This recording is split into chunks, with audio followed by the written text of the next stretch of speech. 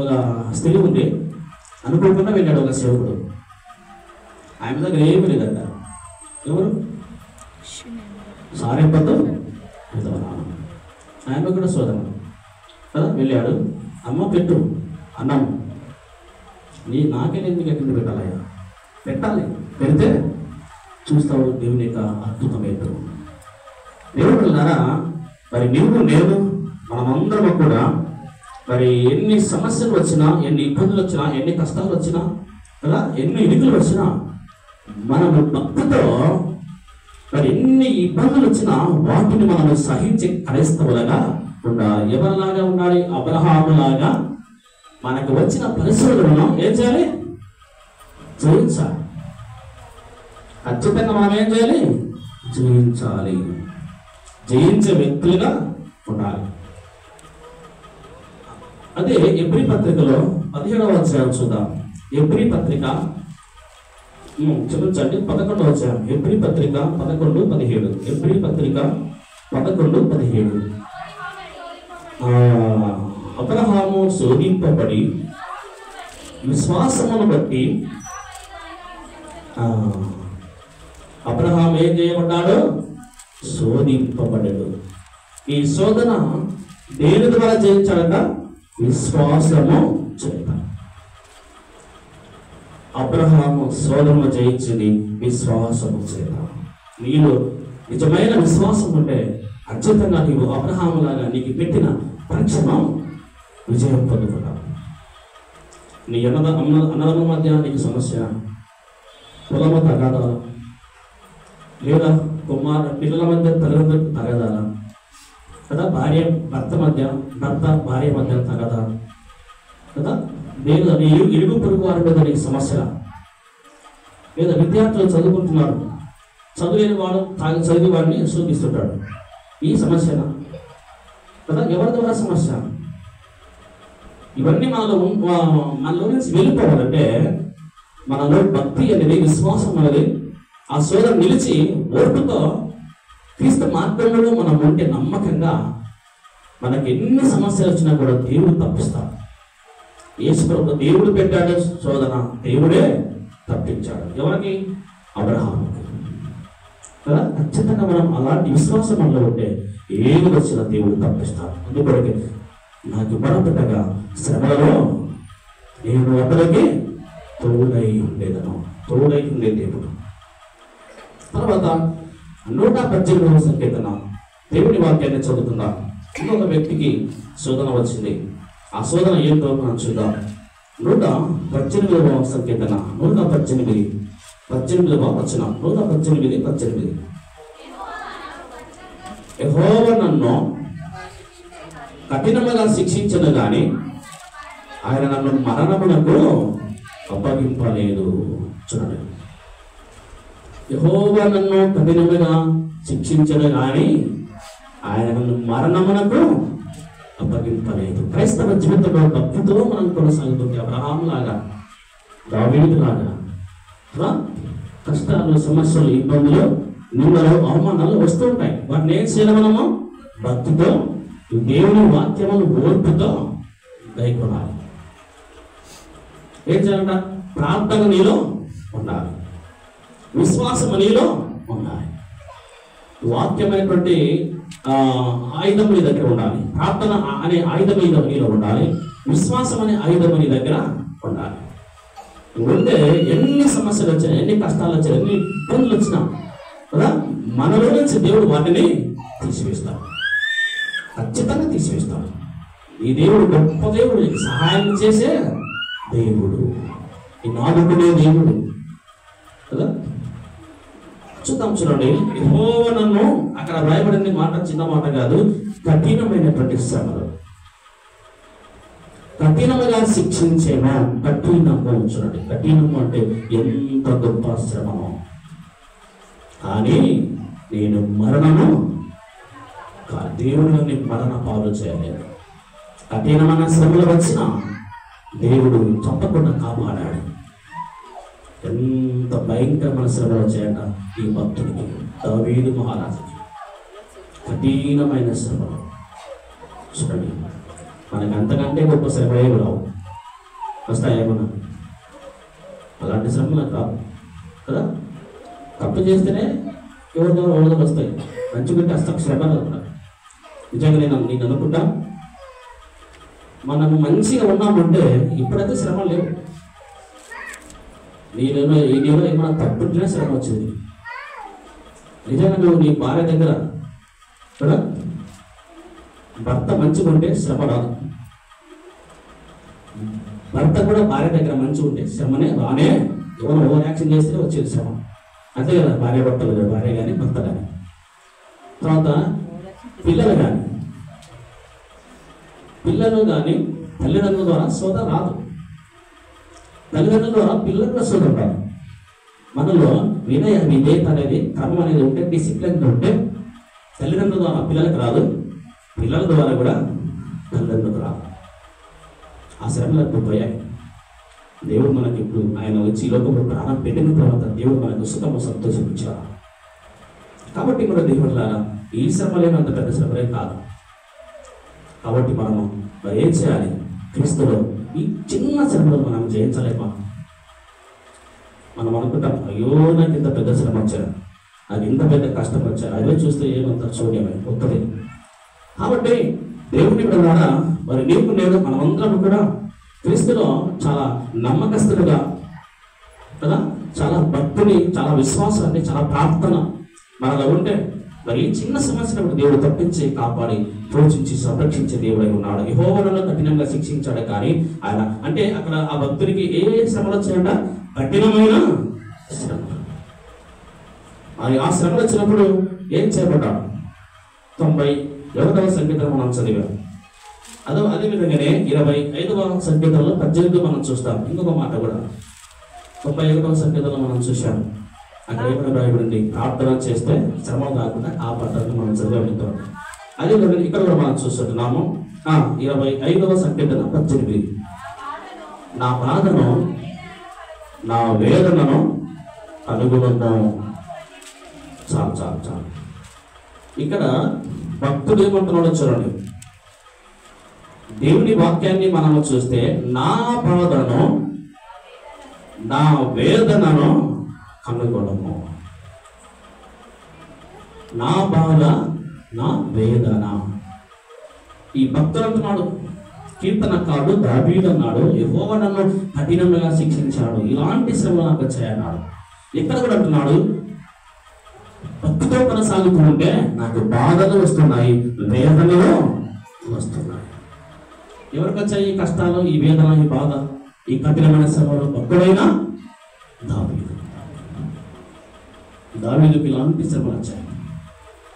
ఆయనను భయపడకుండా ధైర్యంగా ముందుకు అడిగి వేసిన భక్తుడైనా దావీదు. అందుకని దేవుడు అతనికి తోడుగా ఉన్నాడు. ఈ సమస్యలో నుంచి దేవుడు అతనికి తోడై ఉన్నాడు. ఎప్పుడు? మొదటి సమూయేలు గ్రంథంలో 18వ అధ్యాయం 14వ వచనం చూడండి. దేవుడు ఏం చేసినాడో చూద్దాం.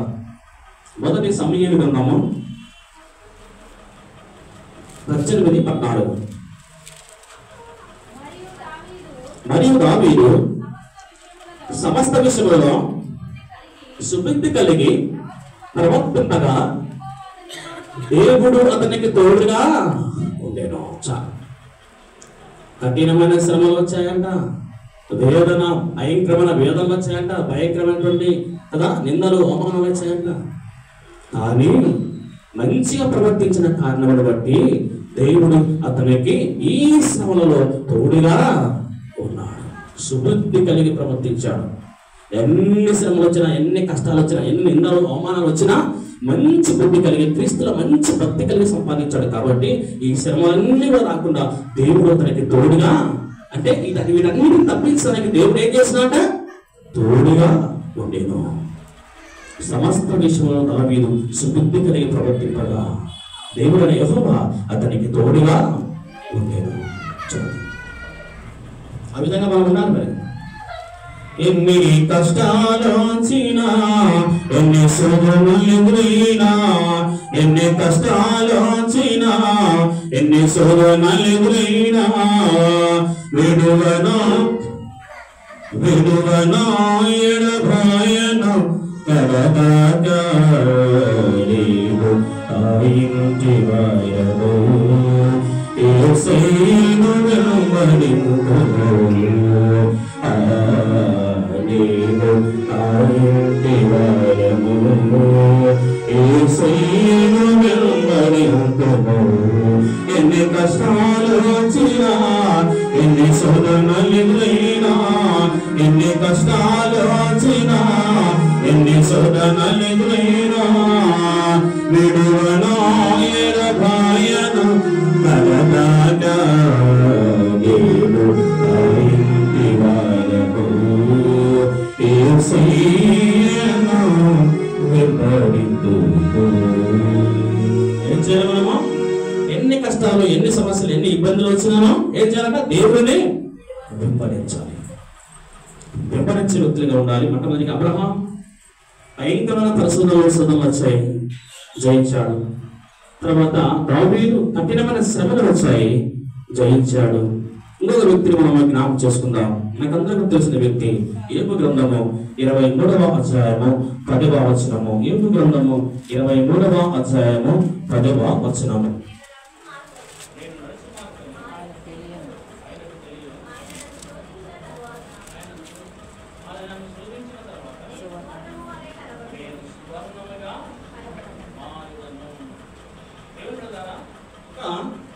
ఒక వ్యక్తిని మనం చూస్తాం. ఆయన నన్ను శోధించిన తర్వాత నేను సువర్ణముగా మారెదను. సువర్ణము శోధించబడిన పిల్లట సువర్ణముగా మార్చబడట. సువర్ణం అంటే ఏంటి? బంగారు. మనము శోధన అంటే కష్టాలు, ఇవన్నీ కూడా మనము జయించినప్పుడు మన జీవితం ఏమైపోతుందంట? బంగారే. బంగారు భవిష్యత్తే. నేను శోధించబడిన మీదట నేను సువర్ణముగా మారేదను. ఇలాంటి శోధనలు వస్తే వాటిని జయించినప్పుడు, సహించినప్పుడు నీ భవిష్యత్తు, నీ జీవితము బంగారే. బంగారు నిజంగా సహించాలి, జయించాలి. జయించినప్పుడే మా జీవితం మంచిగా ఉంటుంది. అందుకొరకే నువ్వు మరణం వరకు నమ్మకంగా ఉంటే దేవుడు ఏం చేస్తాడు? జీవుడు బంగారే కదా. సాతాను అనేకమైన శ్రమలు భరించడానికి చూస్తూ ఉన్నాడు. కొన్ని దినాల శ్రమలు వస్తాయి. ఆ శ్రమను నువ్వు నమ్మకంతో జయించినప్పుడు దేవుడు నీకు ఏమిస్తాడంట? జీవితం. రాబో శోధన కాలములు అనేక ముందు ఉన్నటువంటి శ్రమలు, కష్టాలు మనకు రాకుండా ఉండాలంటే ఏం చేయాలంట? దేవుడి వాక్యమును ఓర్పుతో గైకొనసు వాక్యానుసారంగా ఉంటే మనకు ముందు ఉన్నటువంటి ఆ సమస్యలు, ఆ ఇబ్బందులు, ఆ కష్టాలు రాకుండా దేవుడు ఏం చేస్తాడంట? కాపాడుతాడు. శుద్ధ సువర్ణము ఏమైపోతుంది? అగ్నిలో వేయబడుతుంది. తర్వాత అది బంగారుగా స్పష్టంగా బయటకు వస్తుంది. మనము కూడా దేవుని శోధనలు వస్తే వాటిని జయించేటప్పుడు మన జీవితం బంగారు భవిష్యత్తే. కాబట్టి వీటన్నిటిని మనము సహించి ఓపికతో జయిస్తే దేవుడు ఖచ్చితంగా మనకేమిస్తాను? వాక్యం రాయబడింది, బంగారు గిఫ్ట్ ఇస్తాడు. ఆయన మళ్ళీ మన దగ్గరికి వచ్చినప్పుడు నువ్వు పడినటువంటి కష్టాలు, సమస్యలు, ఇబ్బందులు ప్రతిదో నువ్వు చేస్తే ఆయన వచ్చినప్పుడు మంచి గిఫ్ట్ ఇస్తాడు. ఆ గిఫ్ట్ మనం సంపాదించుకుందామా? ఆ గిఫ్ట్, ఆ యొక్క బహుమతి మనం సంపాదించుకుంటే మనం ఏం చేయాలి? మనకు వచ్చినటువంటి సమస్యలన్నీ ఏం చేయాలి? జయించాలి. జయిద్దాం మమ్మల్ని దావీదులాగా, తర్వాత అబ్రహాములాగా, తర్వాత యోబు గురించి మనం చూస్తాం. ఆ జీవితంలో బంగారే. తర్వాత ఏ విధంగా శోధించబడ్డాడో మనకు తెలుసు. 1వ అధ్యాయంలో చూస్తాం కదా. యోబు గ్రంథము 1వ అధ్యాయము 14వ వచనములో అక్కడ ఏమని రాయబడింది? చదవండి.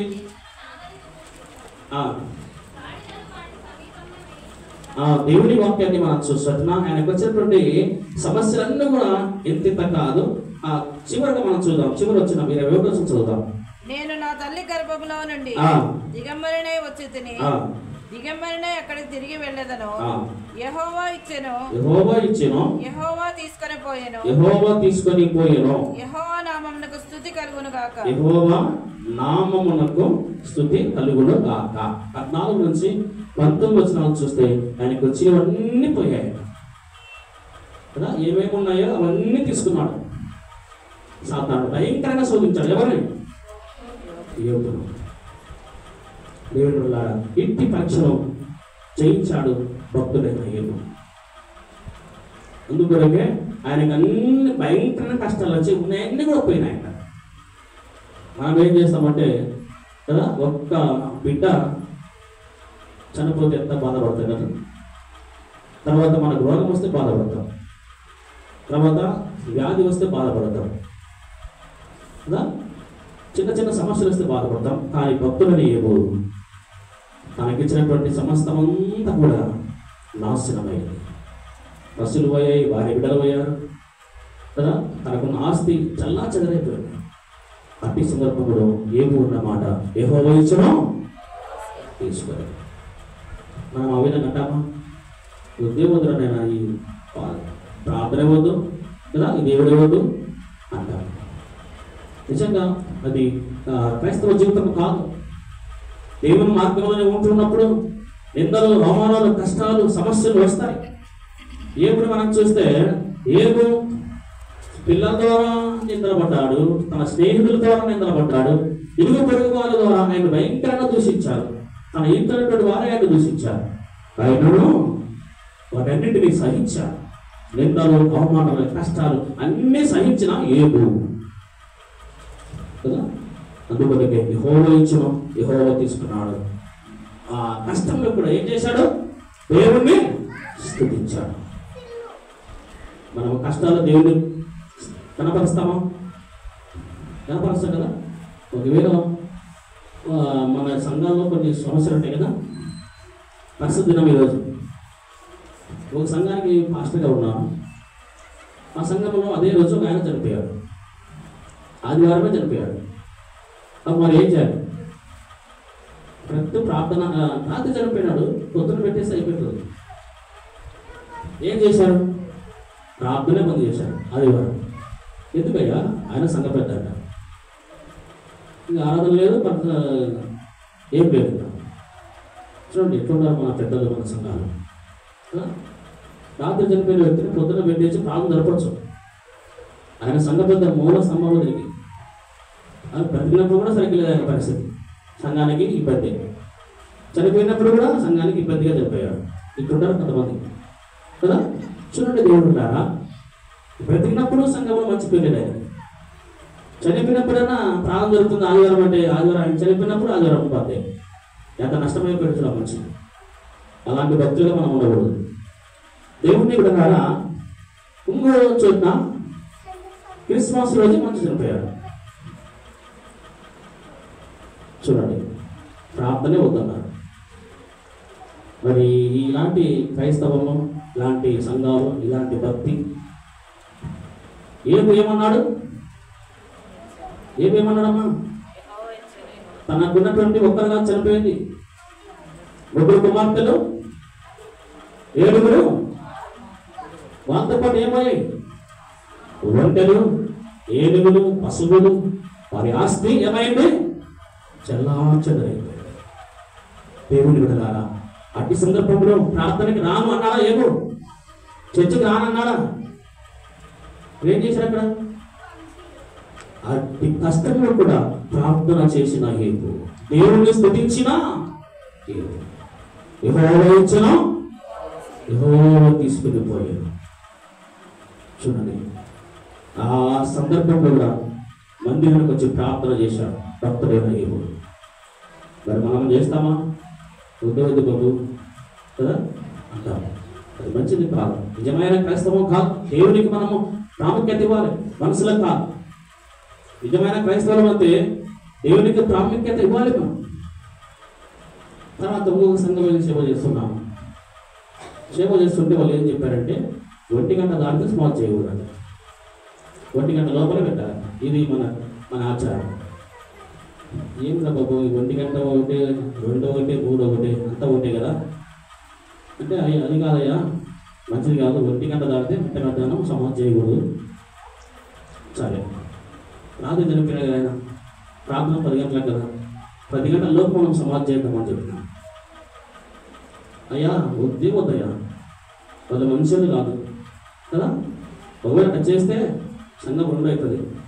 ప్రార్థనే వద్దు, విడిచిపెట్టు ఎందుకు అన్నారు, చదువుతారు. అప్పుడు నేను ఎటువంటి చేసి అది పద్ధతి కాదు, మంచిది కాదని ప్రార్థన కంటే ముందు సమాధి చేసి తర్వాత 10 గంటలకు ఏం చేశాము, 11 గంట అకౌంట్ అయింది, 11 ఆదివారం రోజు ప్రార్థన ప్రారంభించారు. తర్వాత ఆయన తాగి ఇష్టం వచ్చినట్టు తిట్టాడు. దేవుడు ద్వారా అలాంటి క్రైస్తవము మన క్రైస్తవం, అది మన ఈ విధంగా మన ఆచారాలు ఉంటాయి. ఈ మంచి పద్ధతులు కాదు, ఇది క్రైస్తవులు కాదు, క్రైస్తవులు చేయాల్సిన పనులు కాదు. దేవుడి వాక్యం సెలవిస్తుంది. మరి మనకు సమస్యలు వచ్చినప్పుడు కదా, బాధలు వచ్చినప్పుడు, కష్టాలు వచ్చినప్పుడు ప్రార్థన పక్క పెట్టేటువంటి క్రైస్తవులుగా ఉండాలి. ఏపులాగా ఏం చేయాలి మనము ఉండాలి. ఆ విధంగా ఉందామా? మరి ఆ విధంగా ఉందా కారణాన్ని బట్టి శోధింపబడిన మీదట నేను సువర్ణమై పారెదను, శోధింపబడిన మీదట నేను సువర్ణమై పారెదను. హల్లెలూయా హల్లెలూయా హల్లెలూయా. నేను వెళ్ళే మార్గము నా యేసుకే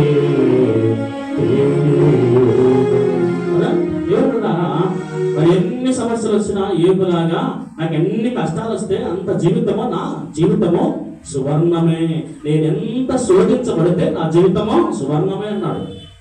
ఆ విధంగా మనం అంటామా? ఆ విధంగా అనాలి. మరి అప్పుడే మనకు వచ్చిన సమస్యలకు దేవుడు సమస్త విషయంలో దావీదు సుబుద్ధి కలిగి ప్రవర్తించాడు. కాబట్టి కష్టాలు, సమస్యలు, నిందలు, అవమానాలు కలగకుండా దేవుడు దావీదుకి తోడుగా ఉండి కాపాడేను.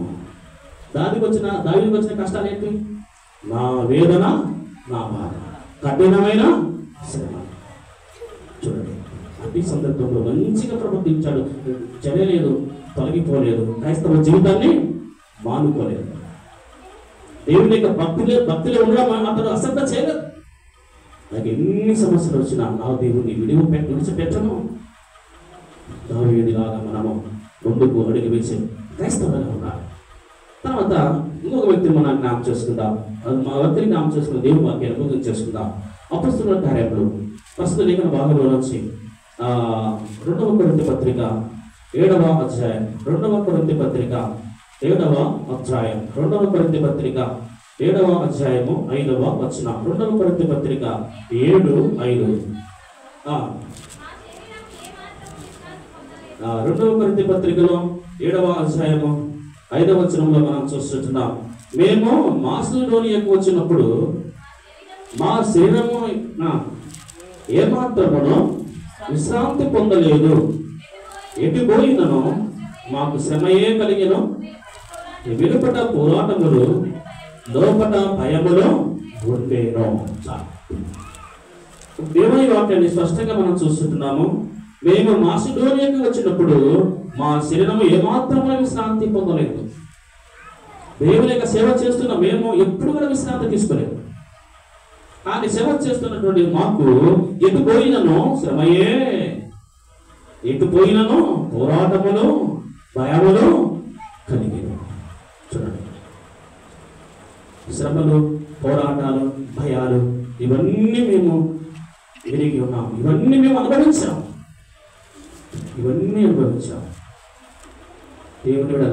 ఈ విధంగా నీవు నేను దేవుని యొక్క భక్తులు కొనసాగుతున్నప్పుడు అపొస్తలుడైన పౌలు వలె ఎటు పోయినను శ్రమయే, ఎటు పోయినను పోరాటములే, ఎటు పోయినను భయములు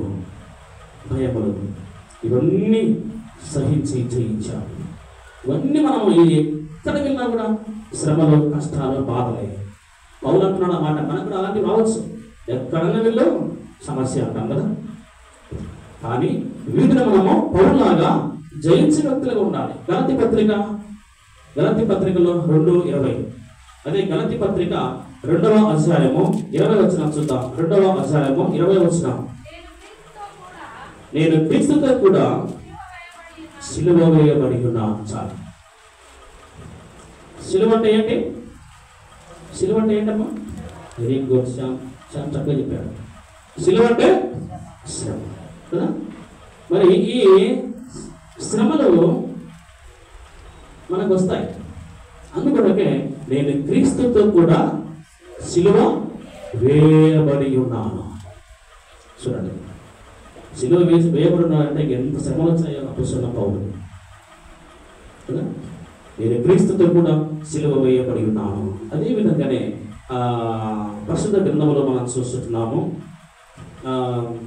2వ కొరింథీ పత్రికలో 11:20 మనం చూస్తాం. 2వ కొరింథీ పత్రిక 11:23. 2వ కొరింథీ పత్రిక 11:23 చూద్దాం. 11:23.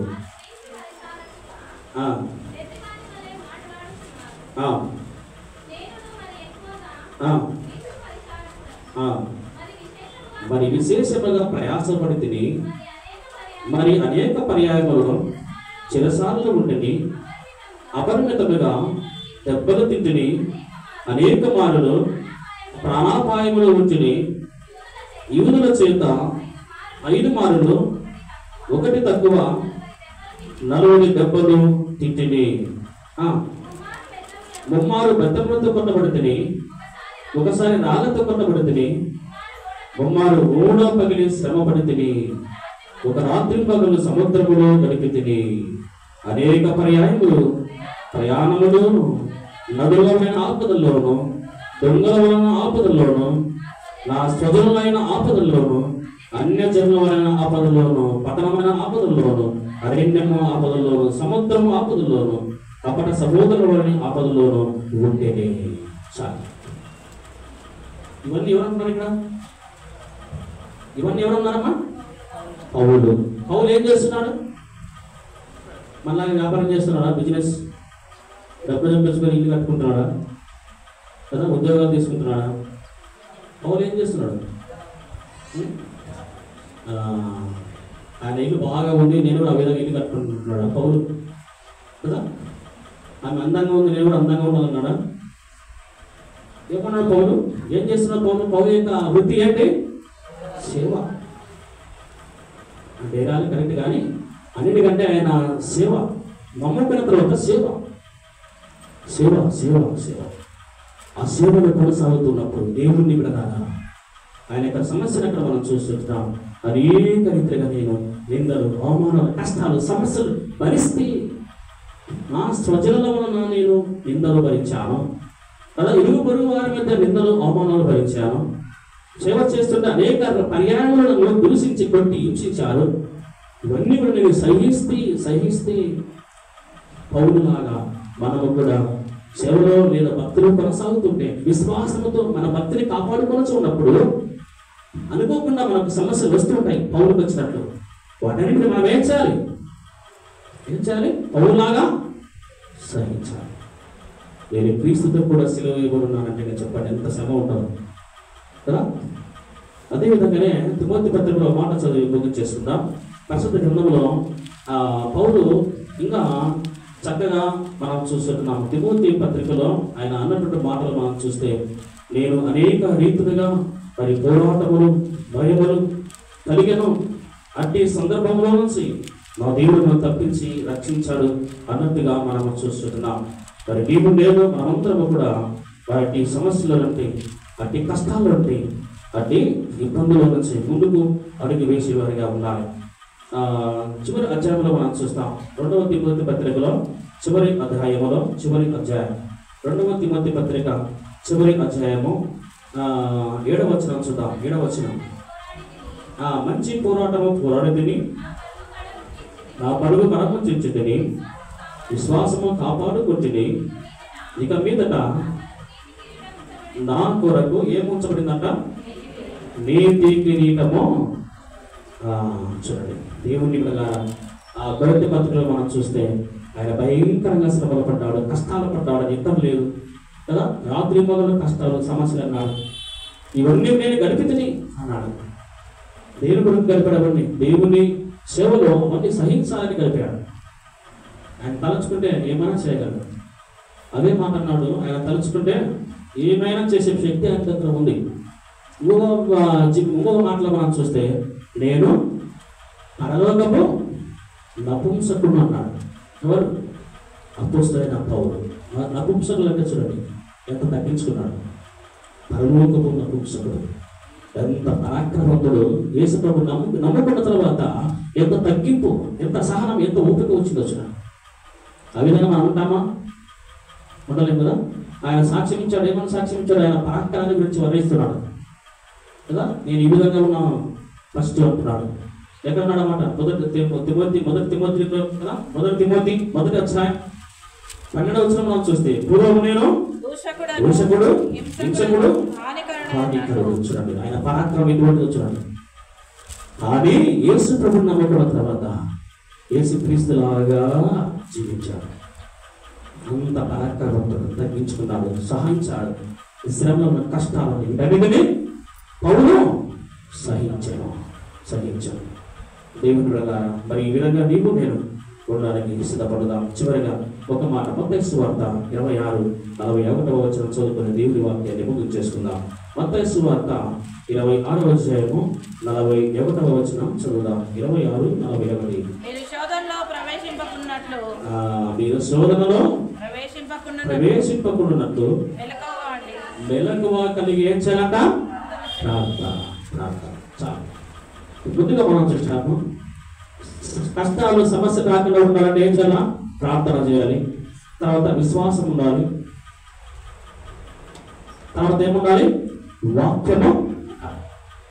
విశ్వాసము, ప్రార్థన, వాక్యం. ప్రకటన కదా మనం చదివాం కదా. వాక్యమును మీరు ఓపికతో సహనముతో గైకొని వాక్యానుసారంగా మీరు జీవిస్తే మీకు ముందు వచ్చేటువంటి శ్రమలు, కష్టాలు రాకుండా దేవుడు కాపాడతాడు. అది పేతురు పత్రికలో మనం చదివాము.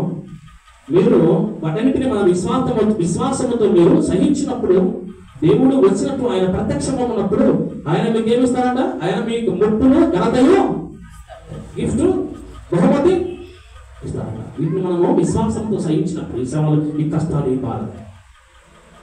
తర్వాత ఇక్కడ మనం చూస్తున్నాము, ఈ సమస్యలు, ఇబ్బందులు, కష్టాలు మనకి రాకుండా ఉండాలంటే శిష్యులకు దేవుడు చెప్తూ ఉన్నాడు. ఏం చేయాలంట? మెలుకోగలిగి ప్రార్థన చేద్దాం కదా.